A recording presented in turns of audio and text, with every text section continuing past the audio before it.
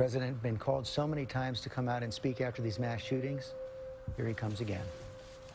Heard what sounded like a popping sound. Then some noises coming over the loudspeaker. Sounded like weeping noises.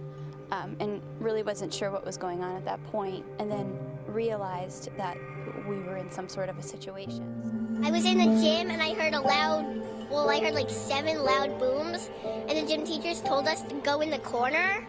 So we all huddled, we started James Hubchuk, crying, all the gym teachers told us to go into the office. 3 years ago, killing 400 children, kindergartners to 4th graders, went to Sandy Hook Elementary School today to learn and play. 20 would die. Broken hearts. The families are still waiting to find out what happened. Who kills kids like this?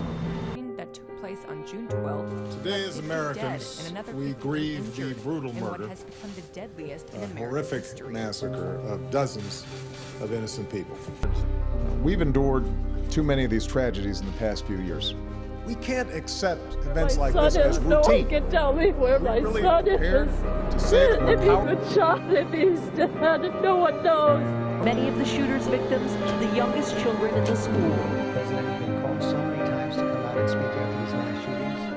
Here he comes again. Firing randomly at cars as people drove to work, injuring 9 before he was killed by police in a dramatic shootout. Enforcement officials say those guns that were used in today's shooting were all registered to Adam Lanza's mother and had been legally purchased. Officials say he carried 4 guns to the scene in all, using at least 2 of them and leaving the other 2, they believe, in the car. Because they're going to live with it for their entire lives. Spike in the sale of semi-automatic weapons. The breaking news of a shooting at an elementary school in Newtown, Connecticut, and you heard that right. It is unthinkable. An elementary school.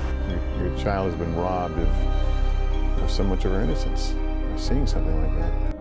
First they'll be typical kids, being silly or fighting, and then all of a sudden my daughter will get serious. Last night was tough. She was in bed and she kept saying, I can't get it out of my head. She was saying that this morning. She can't get it out of my mind. ABC News, 20 injuries, 10 confirmed dead that we know of right now. 1 suspect has been taken into custody, believes that there's 1 more suspect that is on the loose. Again, this was at the premiere of The Dark Knight Returns, the new Batman movie that so many folks were lining up to see late last night. But again, a mass shooting at this movie theater outside Denver, Colorado. Injuring 9 before he was killed by police in a dramatic shootout. Back out here live in Orlando right now, 50 people dead, at least 52 others in the hospital right now after a mass shooting. And it's hard to believe it was 17 years ago a nation watched the horror unfold at Columbine High School.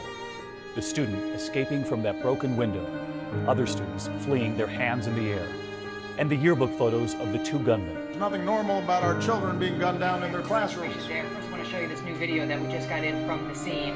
According to the latest updates, 2 people have been fatally shot on the campus. One is a police officer and another victim.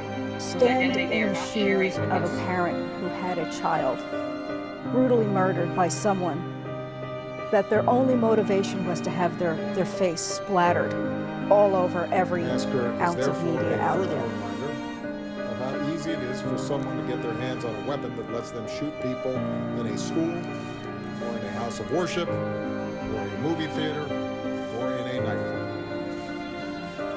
And we have to decide if that's the kind of country we want to be. And to actively do nothing about this after Columbine, after Blacksburg, after Tucson, after Newtown, after Aurora, after Charleston. Part of what makes this so painful is that we've been here before.